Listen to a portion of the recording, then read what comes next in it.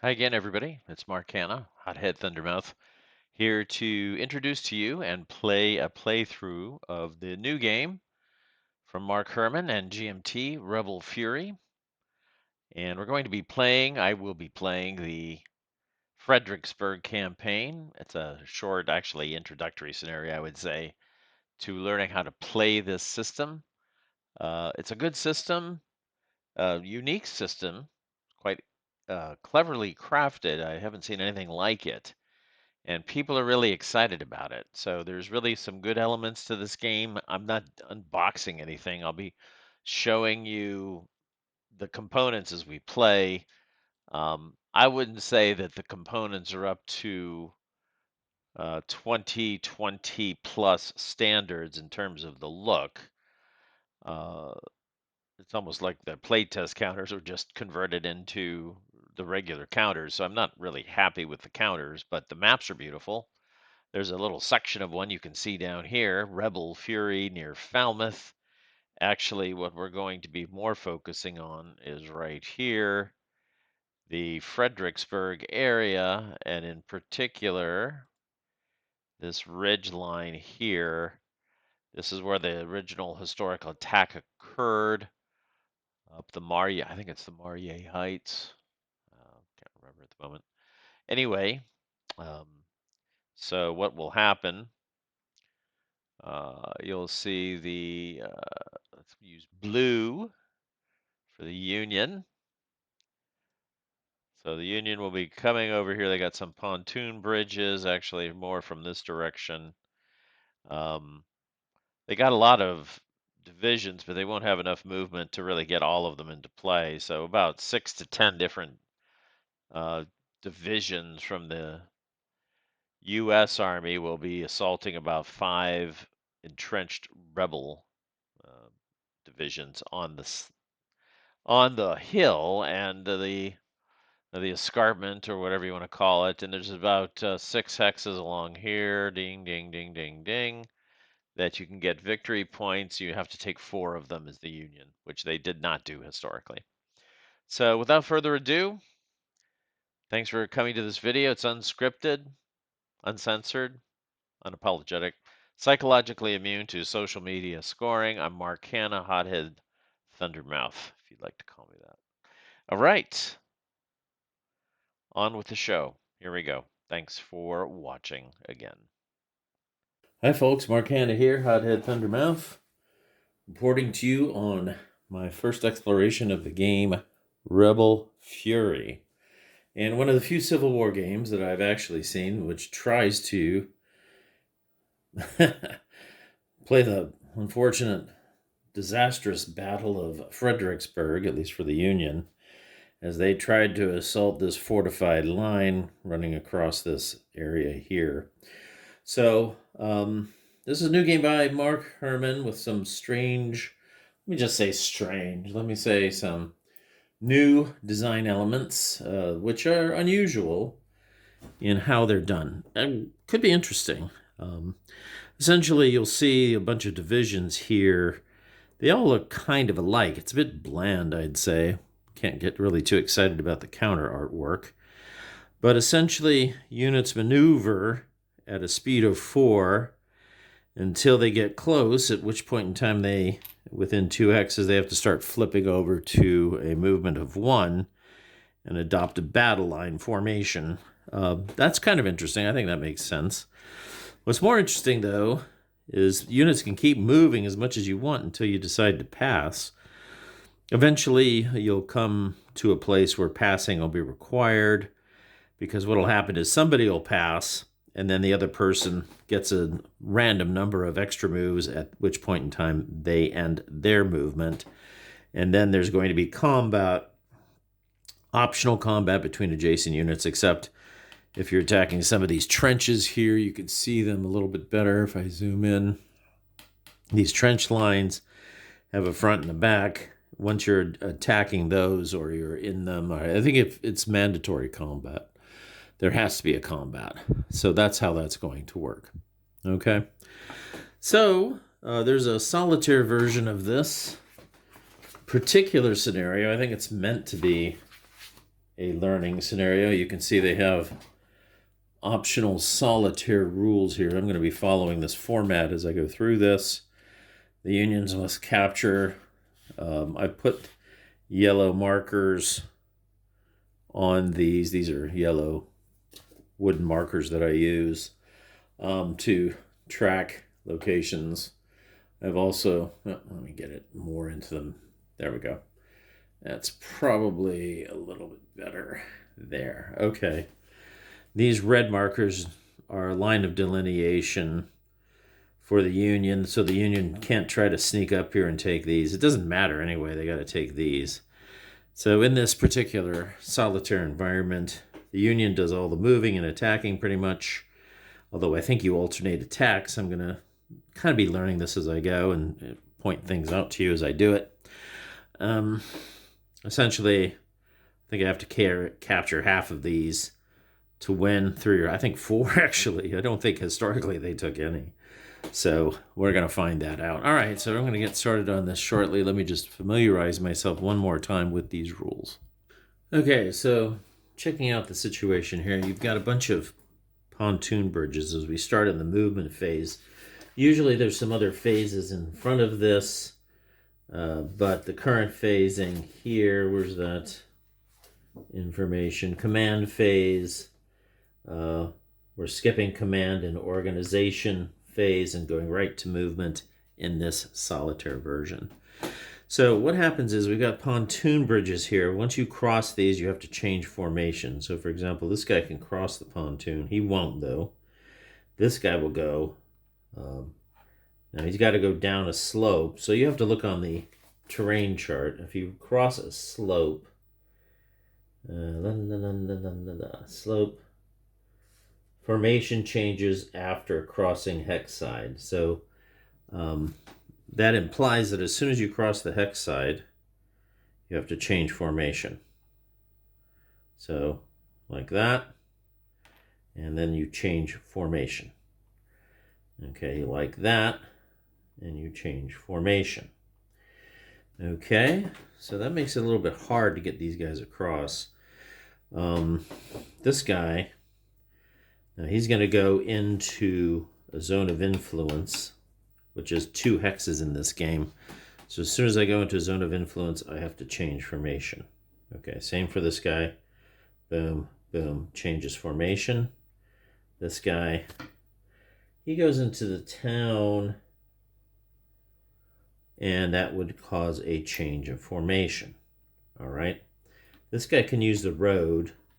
1, 2, there's a road here, so we can cross the pontoon bridge for 3, and then 4, and he changes formation. All right. This guy, 1, 2, 3, 4 to here. So there's Sturgis. So you see all these divisions now are lining up, getting ready to battle. Okay. They've already changed their formation, so they can't go any further. These guys, as long as they went across this road, they can change formation. I forget where he went. He was there 1, 2, 3, 4. Yeah, so he's still there, unchanged in formation. All right, so these guys can cross the creek. Only battle formation can cross. Oh, so this creek makes it hard to cross right there. Only battle formation can cross. So he has to change formation. Not so sure if he can move after changing formation in this case or not. I got to check the rules here. While I'm checking that, one thing I should point out is that Burnside is in maneuver formation and has a range of 12. So my guys can't move outside of that range of 12. And if they are outside of that range of 12, they have to move towards them. However, that's not going to be an issue here, as pretty much everything is within 12 hexes, or 6, 8, 10. So the whole map is within 12 of him. Now, when you flip him over to battle formation, which is what Robert E. Lee is in, if you look at that, you can see that he's got 2 command stars for battle. That'll affect any battle and represents his subordinates like Jack. like Jackson or Ewell or one of those commanders, A.P. Hill, D.H. Hill, right? Always think in terms of Jackson and Longstreet at this part of the, during this part of the campaign. This is still 1862, so his two corps commanders were Longstreet, I believe, and Jackson, Stonewall Jackson. All right, so yeah, let me just check on what has to happen at this creek right here. Okay, so it clearly says here, anytime a division changes from maneuver to battle formation for any reason, it ends the division's current movement. One reason to do this would be to cross a creek hex side. So I can't, once I change formation here, I can't. If I change formation here, I can, and then he can get to the creek hex side. So that's one way to handle this. That won't do him any good. Now these guys here are all stuck, so I have a feeling they're not going to get into the battle. But so we go over here, and he changes to battle formation. This guy here,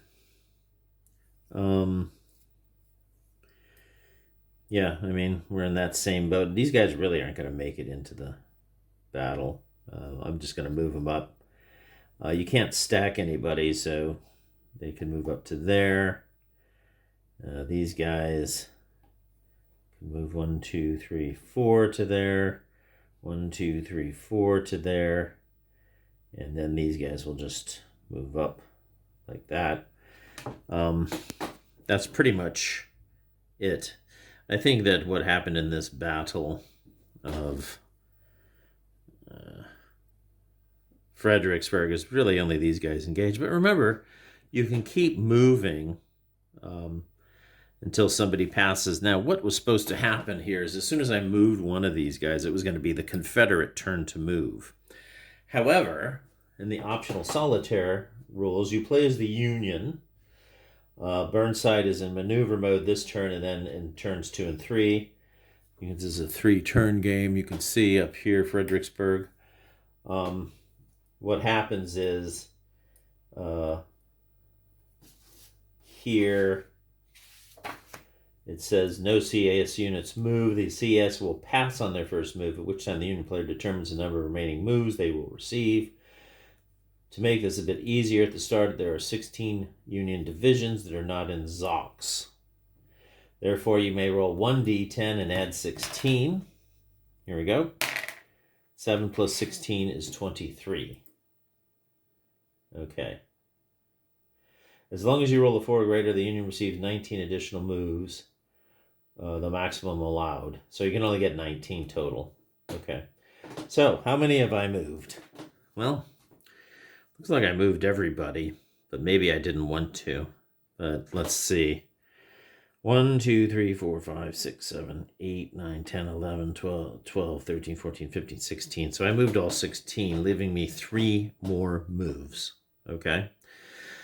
So I probably would have not moved a couple of these guys back here. So I've got 5 more moves, and you can track how many moves are remaining up here on this chart. You see? So I got 5 moves remaining, and the reason why I have that many is because the Confederate passed his move.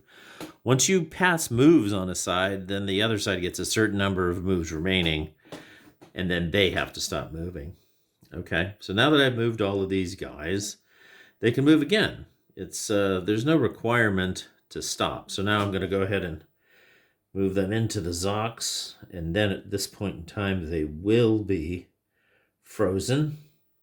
This guy, have to check and see if a zone of influence crosses an enemy unit. I'll find out. And the rules are very clear about zones of influence. A zone of influence exists that are all hexes adjacent to the zone of control unless interrupted by terrain. Units are not terrain as far as I can tell. Now, as soon as I moved into all of these Confederate hexes, they would have had to change formation. I think it's once you move into a zone of control, it forces the other unit to change formation. And I suppose for the sake of verisimilitude, as much as you can get it, here we will flip these babies and face them that way. So just to make it easy, I think they're all supposed to be in this formation. Doesn't matter. But what happens is when you enter a zone of control, you must change formation. When moving a division into zone of control of an enemy division, the enemy division changes into battle formation. And this is exactly what would happen. You know, these guys would be moving, and then up, there's the enemy.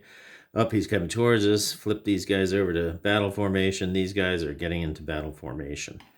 So at this divisional level, you're not going to have those little surprise attacks on brigades that are in column by mistake. It's nothing like that. It's a division level game. Okay. So those were my extra moves. 1, 2, 3, 4, 5. So I've done all the moves that I want to do. All right. So let's, I guess that's probably what I want to do. Maybe I should have made a couple of more moves over here. We'll see what happens later on this. Okay. So that's it. And we go into combat. So let's set that up. Actually, it's called the attack phase. And so now we have to identify stacks that must attack. What happens is any unit that's in a ZOC next to an entrenchment has to do a mandatory attack. Okay. 3 situations where you have to do a mandatory attack. All of the units not in an entrenchment and a ZOC of an enemy unit across a frontal hex side of an entrenchment must make an attack against that entrenched hex. Must. Okay. Okay. All units in a ZOC of a unit in a fort must attack the fort. A unit that places a pontoon bridge. Okay. If a division must make more than one mandatory attack, okay, which I guess that could be possible here, you decide the order of execution. Okay. So, field works, these aren't field works, these are entrenchments. Do not require that. I also have an heavy artillery concentration.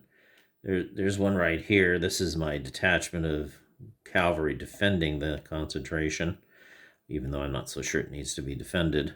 Anyway, I get this thing. I have one of these. The owning player, usually the Union, places their heavy artillery target marker within 5 hexes of the concentration. Okay? This marker is removed at the conclusion of the attack phase. So 1, 2, 3, 4, 5. So I can place it here. I'm going to be able to use heavy artillery attacks on those guys. All right. So those are going to be my best chances for some kind of result. All right. So let's see what happens on this attack right here. So we have to do these attacks. These are all must attacks. We'll start with this guy here. Okay, we've got the Getty Division versus McLaw's Division. Now this is the IXR. So this is the Grand Division. I think that's the right. All these are R's. So these also mutually support as if they're the same division. Okay. So we first look at the battle ratings. The attacker and defender always begin with a battle rating of 1. Add artillery support. I'm going to add 3 for the attacker. They're going to use an artillery support. Okay. The Confederates always add artillery support in this solitary scenario and they don't have to track it.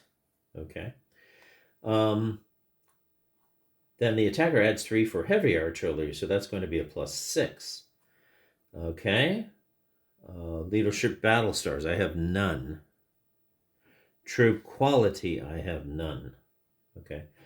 Attack support adds 2 if there's a friendly division. Okay. In both the ZOC, no, there's not. Okay. There's not a friendly division. So that kind of tells you, well, maybe I should have attacked that first. And core and division are integrity. Yes, I do have that. I get a +1 for that. Okay. There's no detachments. So what did I say? I get 1 plus 3 plus the extra artillery, so that's 7. And then core division artillery makes an 8 for the attacker. The defender, so remember that, it's an 8. I'll just do that. The defender gets artillery support of 4, so he's at 5. Terrain, defensible terrain. Entrenchment, attack from a frontal backside, so that's +5. So that's a 10. Leadership battle stars, 12. Okay. Troop quality, 14. Okay. Attack support, friendly division. That's only for the attackers. And the defender gets, that's McClaw's A and B, yeah, so 12, but I get 13, right? Okay, so I have a total of 13, but the highest you can get is 9. Okay, so they're at 9, and I think I came up with 8 for the defender. So here we go. The blue versus the gray here. Ooh, so I only rolled a 1 on the 8. So I have a disadvantaged position on this attack results table. So you got 1 matrix to determine the positioning, and then 2, you then look at the second one and determine their tactical position versus the attacker. So I rolled a D. They rolled a 4 on the 9, which is automatically an A. So the attacker, the defender was A and D. It's attacker retreat. Okay. Attacker retreat, if the defender is in defensible terrain, fieldworks, or a fort, I have to roll this special die, and I'm either going to get blown or I can retreat. The special die is a retreat, so I didn't get destroyed. So now I have to retreat them, and I think it's a retreat of 3 hexes. I'm not sure. Let me check that. Okay, it's a retreat of either 2 or 3 hexes. With these restrictions, each hex of the retreat must be further away from the enemy. I cannot enter a hex containing a division, friendly or enemy. Must retreat 3 hexes unless the second hex is in a defensible terrain where the retreat may stop. Okay. If a retreating division cannot meet these restrictions, it's considered blown. So luckily, though, I can do it. 1, 2, 3. I can go to his headquarters. So he's retreated to here. So much for that. Okay, so then we do the next attack.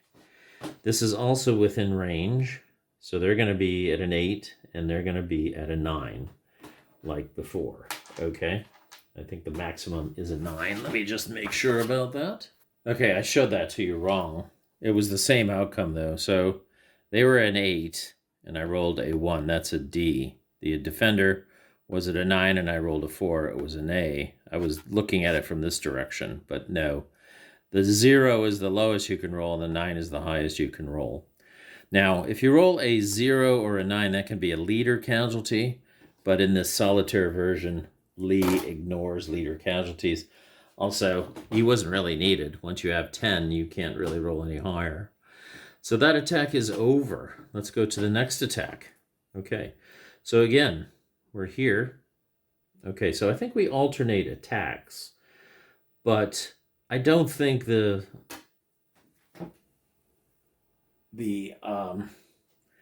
Confederates need to attack. All right, there are no CSA attacks according to these rules. The CSA will pass after the first Union attack, with the Union receiving 1d10 plus 3 additional attacks. So they pass, and I can do 10 additional attacks, but these are all mandatory attacks anyway.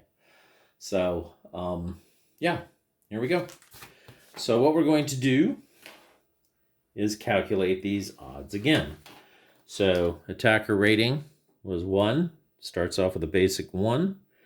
I've got artillery, So another artillery ammunition is spent.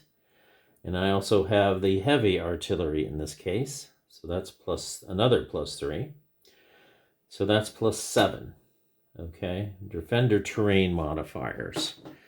Now they're going to get a +5. So they're already at +8. It's easy to keep track of these. So I'm at +7. Defender's already at +8. And then you can see they have 2 battle stars, so they're easily going to be at 9. Okay. And I just have to get mine up. In this case, I'm going to have attack support because I have a friendly division in both ZOCs. This guy here, Hancock. So we're both at 9s here. We have a chance, at least. Perhaps. So here we go. And I rolled a 7 and a 4. This might be helpful. So, as a 7 on the... I guess you can have a battle rating of 10. I think we were both at 10s. Yeah. We were both at 10s because I got attack support and integrity. And they also had integrity as well. So, I had a 7. That's SA, and a 4 is SA. SA means, I forget what it means, significant advantage. Both of us had significant advantages. So it's an attacker retreat. Anytime the attacker is the same,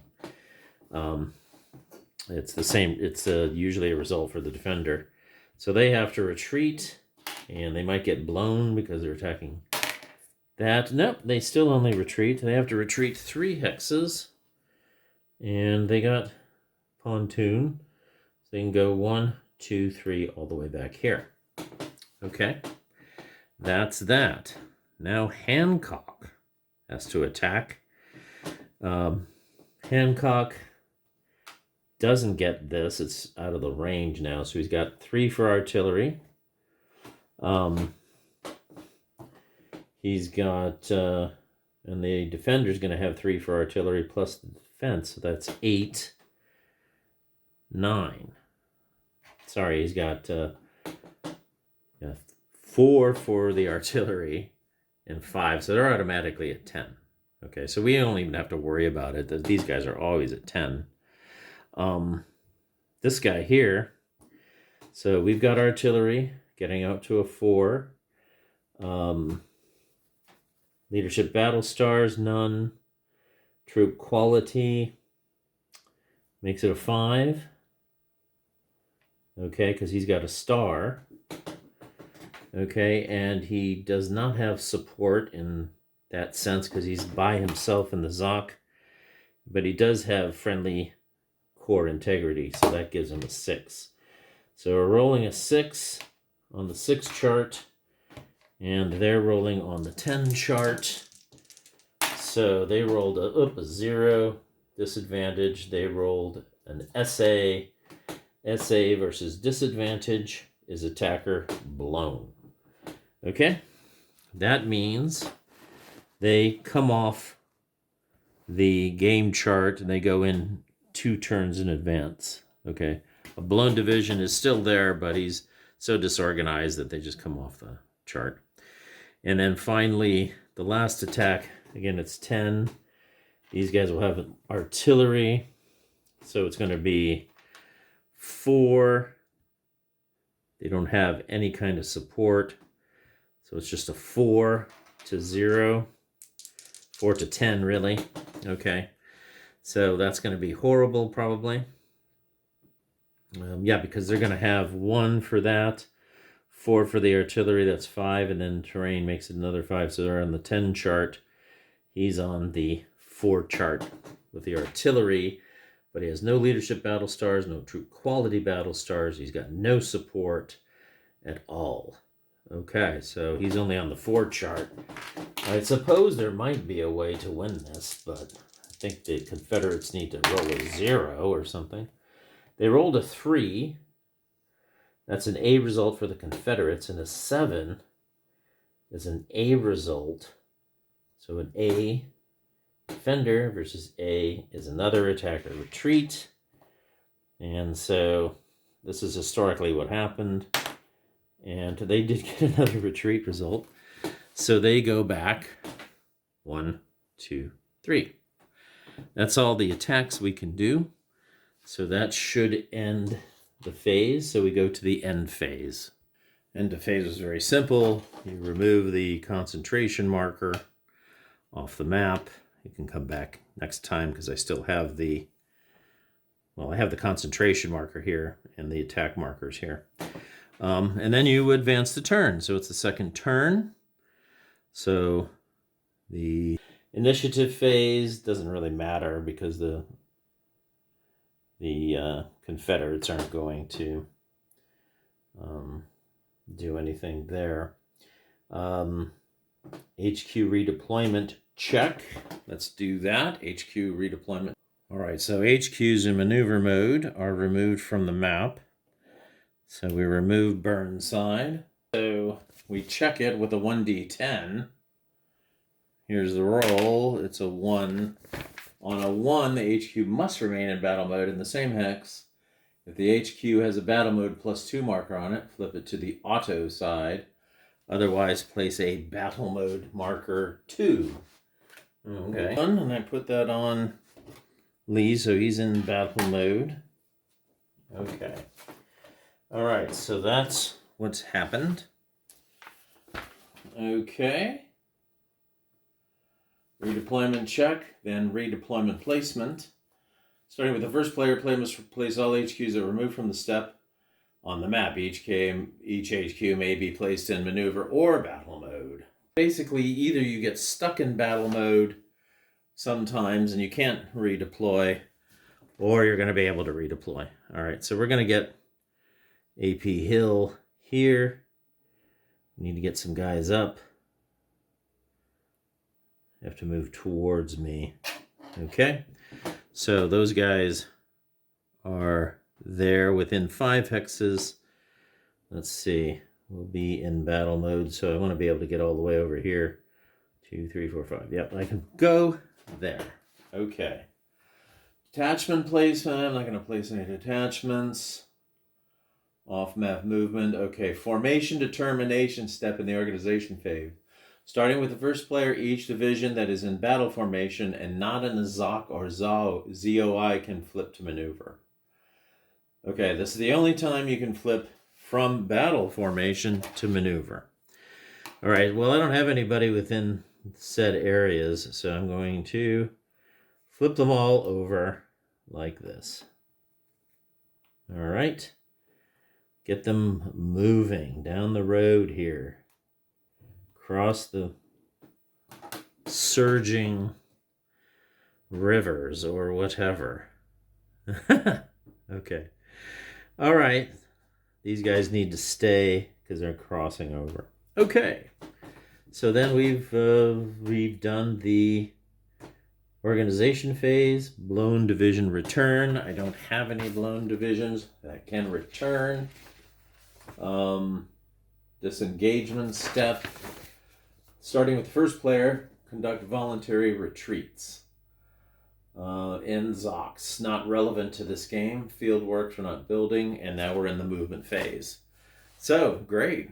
So first, I should see who was supposed to go first, so let's do that. Well, I think it's determined by the battle, so they go first.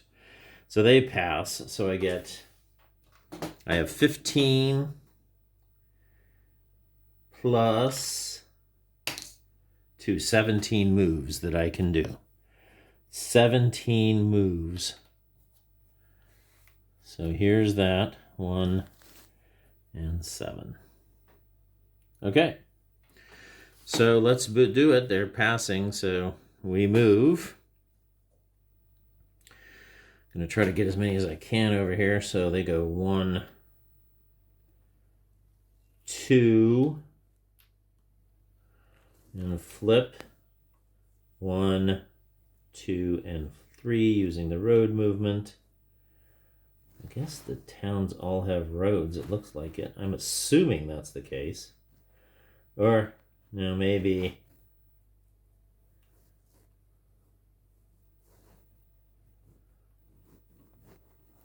Yeah, they've got to go first. 1, 2 to there. Hancock was my best one. He's blown. All right, so he goes 1, 2, 1, 2 to there. So that's 4 moves. Cross over.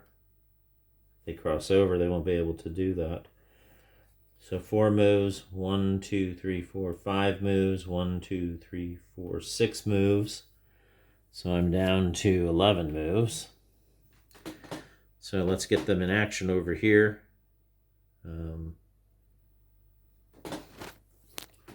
1, 2, 3, 4, 5, 6. 6 more moves. I got 5 left. So yeah, 1, 2, 3, 4, and I ran out of moves. So I guess he'll go 5. That's the left. These are all right. All right, so this guy will go 5. Okay, that's it. Now we go to combat. Same thing as before. 1, 2, 3, 4, 5. And let's go. I think maybe we'll try a different strategy this time. We'll try Getty first. And he will go. So we already know that... Okay, so Robert E. Lee's at +2, so he's already in there. We already know this guy's at 10. Because he gets 10 just for having artillery and stuff. We know that the... So I'm going to get this time, right, 1 plus 6 is 7. Plus I've got support, 8, 9.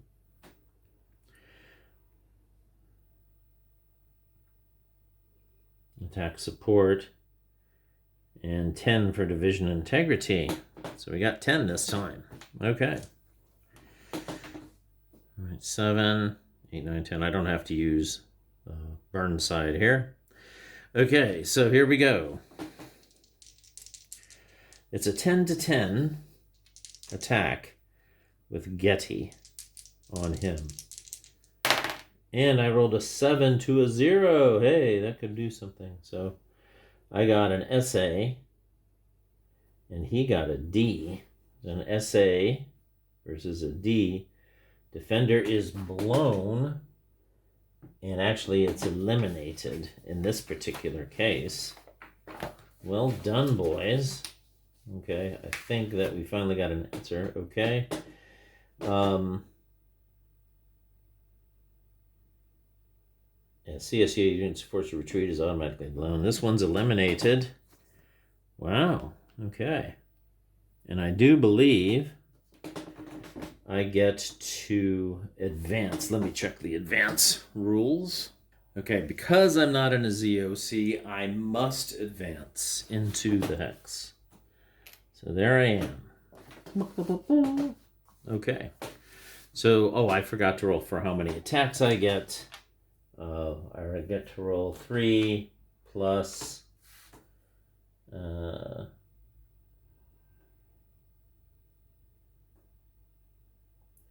pass after the first unit attack, and I get an additional bunch of attacks.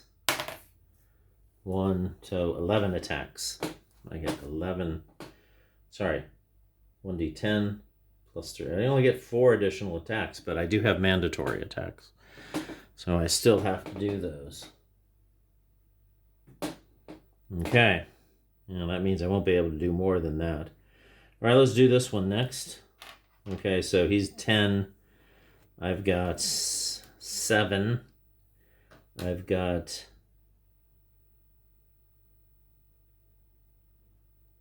core divisional integrity for 8. 9, 10. So 10 to 10 again.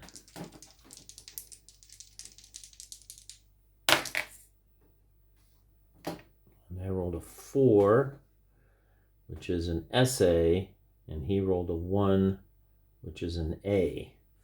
Attacker SA versus A, defender retreats. And forced to retreat is automatically blown and treated as eliminated. Look at this. We've done it, and he must advance. Okay. And now that guy can attack. He's a 10.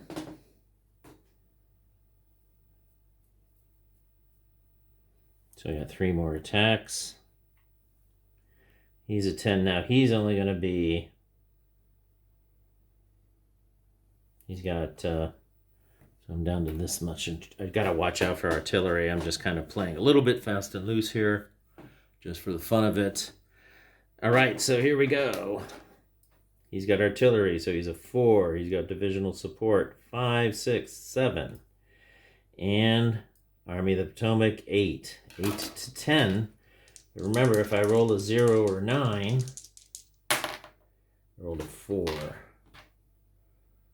4 on the 8 is an A. He rolled a 1 on there is an A. A to A is attacker retreat. Possibility of being blown. And in this case, he is blown. So he's out of the game. All right. 2 more attacks.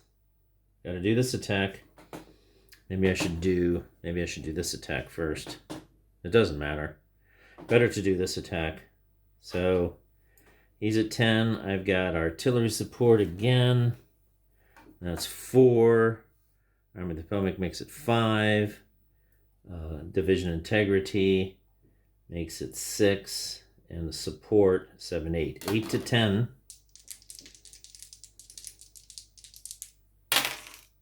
Ew. That's a little close to home. I rolled a 3 as an A. He rolled a 1, which is an A. So that's another retreat. And he just retreats. 1, 2, 3. Okay, now this guy won't have support, so he's just going to have a 4 to 10. My last attack. 6 is an A. A 4 is an SA. So defender SA, attacker retreat, and attacker is blown. So he's out of the game. Okay. Well, I managed to take 2. I'm going to check on those the attack numbers and see if the mandatory attacks count as the extra attacks. Additional attacks. I just want to see if those are congruent. All right, so we'll try to finish this off. It's going to be turn 3 up here. Now, I do get one of these guys back adjacent to, not stacked with, a friendly HQ. All right, that's cool. So I can put them here, and they come back in battle formation. That's fine. Okay, so as before, well, we could roll for Lee, and he might be able to move. It doesn't really matter. I mean, he's within range of everything. He's within range of everything. Let's just see how many extra moves we get to compare battle stars. So the Confederates would go first, and they would pass. So then I'd get however many divisions plus 4. I've only got 15 divisions that are not 13 and are not in the zone of control. So I think it's 17 moves. So these guys can't move. So let's just do some moves here. These guys, they could flip over, but it's not going to do them any good. So here we go. 1, 2, 3, 4, 5, 6, 7, 8, 9, 10, 11, 12, 13. Okay, so that's kind of how this game works. It's really pretty basic. Then we do the attacks. Oh yeah, this would be the last move. You already got 2 victory points. this guy would actually be able to move here to a flanking position. And so we'll start with that attack. Okay. Now in this case, they won't get this benefit from the frontal hex, and that's not an entrenchment. So we can go here. Okay, so let's do these mandatory attacks. I think I'll probably have enough ammo. I think I've got about 10 left. Being a little bit lax here in terms of keeping track of everything precisely. This is just to get a feel of the game. It's quite interesting. So we'll start with this division right here. This is Burns. Here's the attacker here. We've got 1 plus 3 for artillery. So let's get him down to 9. Okay. 9. Okay. And then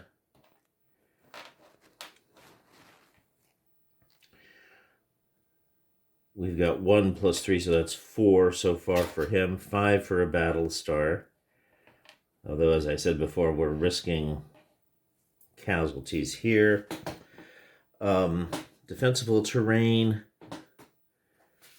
This is not defensible terrain from that side. If there's other terrain in the hex, it would be defensible. But in this particular case, it's not defensible.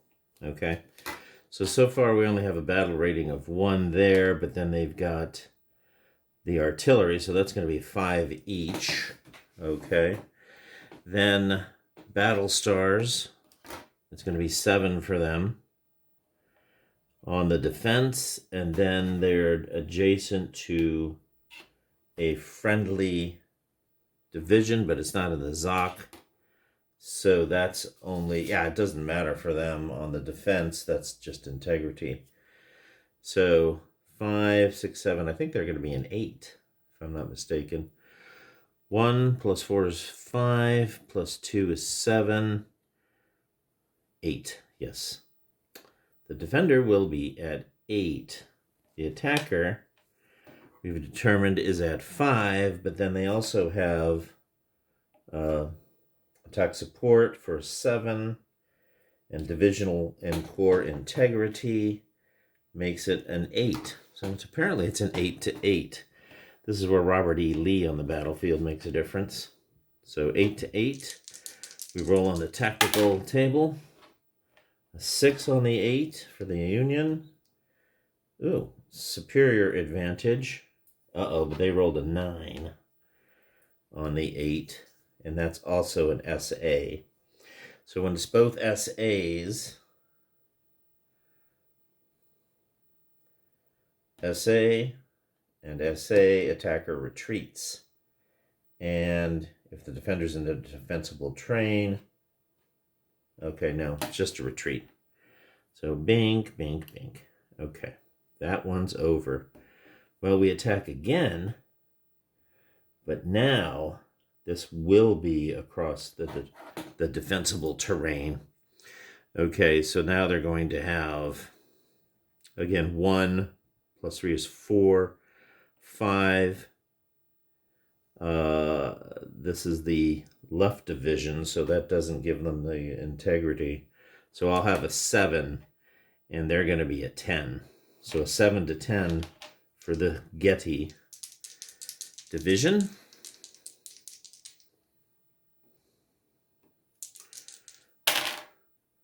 A 7. On the 7 is an SA. A 5 on the 10 is another SA, so they will have to retreat. But since it was a cross, it's just a retreat. So they go 1, 2, 3. All right, we continue. Now he's got to attack that. And now he's only going to have, I guess we'll do Hancock first. Hancock has a 1 plus 3 for the artillery is a 4. Star makes it a 5, 6. So he'll be a 9 versus 10. Hancock's got the best chance here. Here we go. I think we're down to about 7 artillery left. Ooh, yeah. A 1 is a D and a D. 2 Ds is a counterattack. Aha, now we got to look up counterattack. A counterattack's a special situation. I got to figure out how to do the counterattack here. One moment. Okay, a counterattack is very similar, except the original defender, who's the counterattacker, gets to add 3. That's not going to make any difference to the battle rating. This is going to be 10 to 9 again.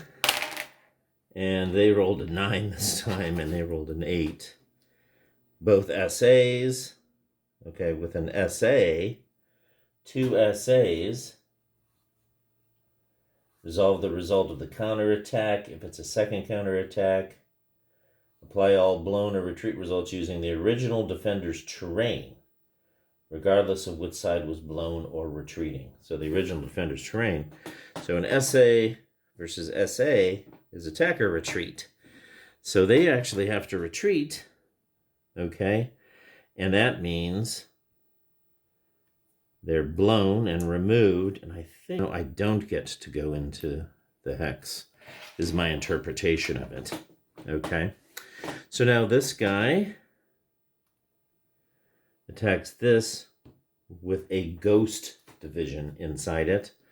Or actually, he'll have to attack that first. So he's got to attack that. Okay, so that's going to be 10 to 9. I'll do another artillery. It's not going to be 9. It's going to be 7, right? 4 with the artillery. 5 is just a 5. Oh, no, I've got support. No, it's not the same division. I do not get the integrity. So it's just a 5 to 10. That doesn't look very good. So a 4 on the 5 is an A. A 9 on the 10 is an SA. So an SA versus an A. Defender retreats. Sorry, SA versus an A. Attacker retreats, and he's blown. Poof. Off he goes. Okay. Well, I guess we go here next.